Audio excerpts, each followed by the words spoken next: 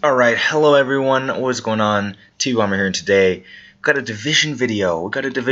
And it's the first Division video in a long time. I think I'm actually going to start doing a few Division videos because I am enjoying this game way more than I actually thought I would. The full game is definitely awesome. I love playing it. I've been grinding for a long time now. Well, not a long time, but how long has it been? Like 3 days? I've been playing for like 3 or 4 days. And I've already logged in probably way too many hours, more hours than I should be logging into this game. But it's definitely really fun. It reminds me of the old Destiny grind in a way, in a lot of ways. So I'm going to be taking you through kind of my builds, the perks and talents that I've decided to go with. At this stage, I am level 20 at this moment. I think I'm level 15 in the Dark Zone, and to be quite honest with you, I think Dark Zone leveling is way easier. I think everyone else has noticed that too, maybe. But I went into the Dark Zone late last night to end off a stream, and it literally only took me 2 hours in the Dark Zone to get to all the way up to 15 or 16 in the Dark Zone. So the max level is 30. If you guys didn't know, if you guys don't know much about this game, it's a third-person looter shooter.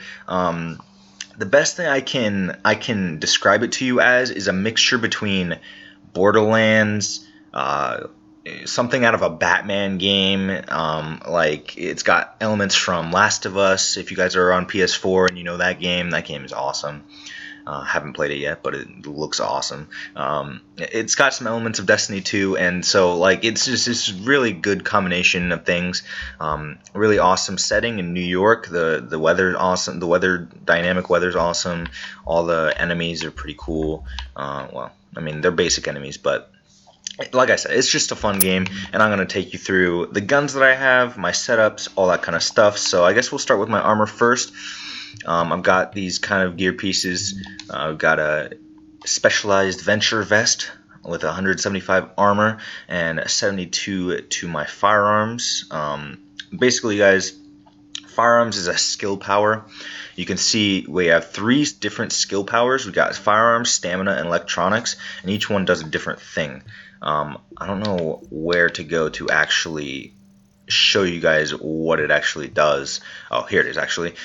Increased weapon damage is firearms. Stamina increases your health, and excuse me, electronics. Where was that? I fucked up. Hold on. There it is. Electronics increase your skill power. So your skills I will get to in a moment. But yeah, you can see here, you got a ton of cool stats that can be accentuated by the armor you wear and the guns you're using. So I've got some pretty cool armor here. I'll let you guys take a look at it. It's got some nice bonuses on it right there. It's got those bonuses as well for the mask. The mask is very important actually. It doesn't actually factor in to this, but basically the requirement is that you have to upgrade your mask to make it into different contaminated areas. So the background of Division is that New York was hit by a horrible engineered disease, and it's created by a scientist, and you're trying to you're trying to clean up New York. You're doing all these missions to clean up the streets because rioting, and there are several gangs that have formed and are just taking over New York City. So your job is to kind of clear it out. And the mask is very important because of the disease that is still running rampant around the streets. It's really deadly disease. So it's pretty cool. The background of the game, but I'll just kind of show you guys my quick armor stats here, really fast, and then we'll move on to my weapons. And yeah, we'll do that. That'll be awesome. So all these stats, you have to take into account when you're choosing your skills and such. Alright everyone, so let's move on to my weapons. You guys can see I've got some different ones. I've got some legendary ones, or superior as it is in this game. I've got a bunch of specialized ones, and I've got one standard one just because it's an M60. I mean, come on now. M60 is amazing. Like, look at this thing. Look at it. This thing is awesome. This thing is fantastic. But seriously, like, the M60 is really fun to use.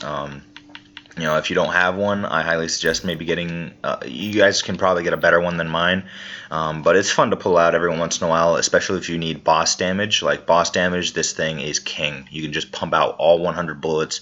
The recoil actually isn't that bad if you control it a little bit with your thumb.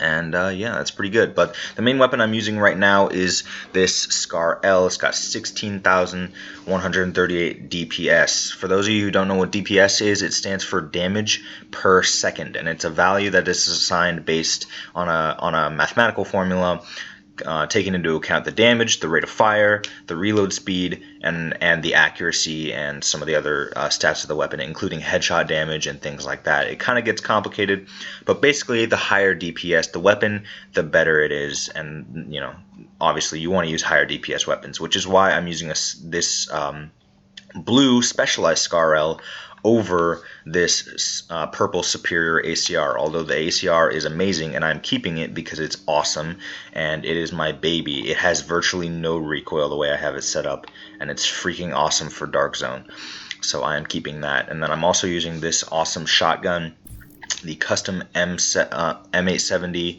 MCS. Got some nice attachment. I have a heavy reload spring. Increasing the rate of fire on your shotguns is king in my opinion, so that's what I've gone for.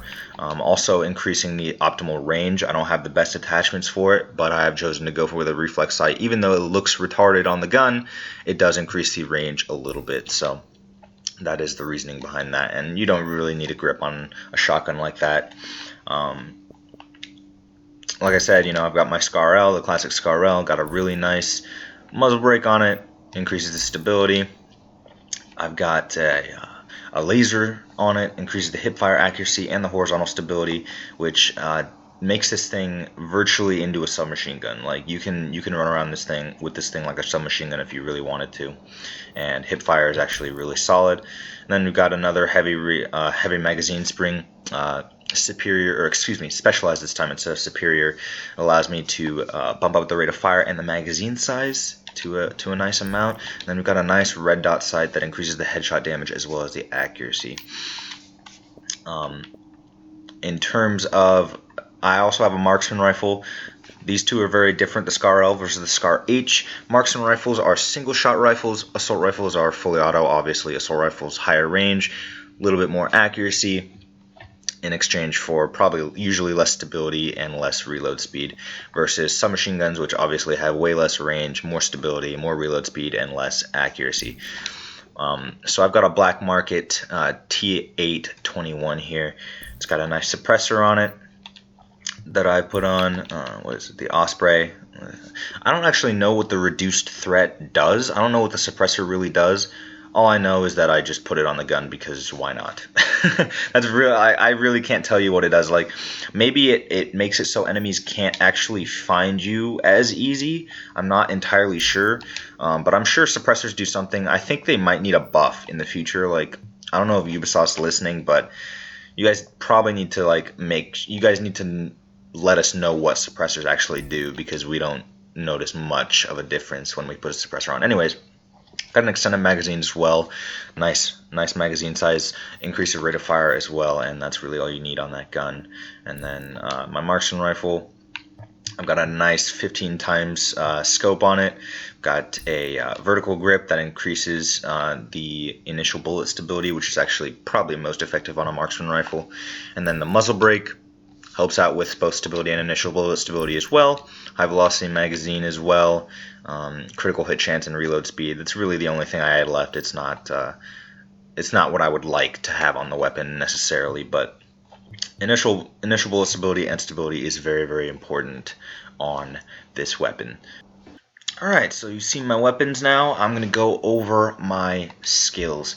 My appearance I don't think is really too necessary, but basically what I do when I'm roaming around the city and not doing any missions, or even usually when I'm doing missions, and also in the Dark Zone, what I usually go with is First Aid and Sticky Bomb. This is the tried and true combo from the beta. Works extremely, extremely, extremely well. The Sticky Bomb is just good for just point, shoot, and it does a ton of damage really quickly to multiple targets if they're in a group. And first aid kind of just gives you another med pack, really. It heals all your allies as well within a small radius. If you want to like launch it at your allies, this is really good. But usually you're using it to heal yourself, and it just kind of gives you another med pack slot. If you don't, if you're a low level, you only have like 2 or 3 med pack slots. This can really help you out. I'm a high level, I have like 5 med pack slots, but this still helps you out. Like healing in this game is very, very important. The more med packs you can spam, the more healing you can spam, the better, especially in the dark zone. If you know how to measure your engagements, you can back off of an engagement, heal yourself, and then jump back in. And it's really how much healing you have against your opponent. Like if you out heal your opponent, you're gonna win most gunfights, which is a little bit broken in the dark zone. But I'll talk about the dark zone later. We don't want to get into that. A lot of times I will adapt to what my teammates have in missions. So if my teammates have a lot of offensive stuff like turrets and seeker mines and sticky bombs, I will sometimes go maybe both first aid and support station. Support station is it's just a box that you put, and it pretty much just heals your enemies within a certain radius, and it also revives down to allies as well, which is really, really useful. I don't find any of the security mods very useful. Besides, smart cover is probably the best out of the security skills, but I would still prefer an offensive skill over that, such as or even a healing skill. I would even do pulse over that, because pulse you can do some interesting things with on your armor and your mods and stuff. You can make it so that you pulse enemies and it increases the damage done to them, it increases teammates damage done to them, it increases headshot damage, all kinds of things like that. So pulse is actually really, really useful, way more useful than you'd think. But the tried and true combo, like I said, first aid, sticky bomb, is impossible to ignore. Usually if I'm not running sticky bomb, I'm running support station, or I'm running turret or seeker mine. It really depends. If I'm in a situation where I feel like the turret is good, which would be when I need to distract like a boss or an elite tier enemy, then the turret is really, really solid. But honestly, I have not touched the seeker mine because I feel like the sticky bomb is ultimately better because it does more damage, like a lot more damage, and you can just aim it. You can actually choose the skill of the sticky bomb, which I have not done yet. I've got these mods available because I've upgraded my security wing, or excuse me, my tech wing. I've upgraded my wings to that point. Unfortunately, I won't be able to show you how much I've upgraded each wing because I'm not at base, and this video is kind of getting on the long side. But I will show you some of the upgrades here. It's got like increases the damage and radius of the explosion and may cause targets to bleed, which is basically just a damage over time effect. Bomb explodes, a non-lethal effect that blinds and disrupts all targets in range, and bomb explodes automatically when a hostile target is within range. So that's pretty awesome. I mean, who doesn't like that, right? So we're gonna go with BFB because we haven't actually upgraded that yet. And you can get upgrades for all of these really, which is pretty awesome. And talents are the same thing. You got a bunch of stuff that you can equip in multiple slots. The slots unlock really slow, unfortunately, but they're pretty awesome. For example, enter cover to reduce recoil by 25% for 10 seconds, and use a medkit when not at full health to receive an overheal. Those are the two that I use. I think they're really good. And then perks you unlock also by via your medical wing or via your tech wing or security wing. So yeah, there's some pretty cool perks there. Increase medkit inventory, reveal uncontaminated areas. Like I said, unlock vendors in your base. I would go for this one first. If you guys are just starting the division, here's a quick tip. Your first missions are divided into the sections, right? Medical, tech, and security.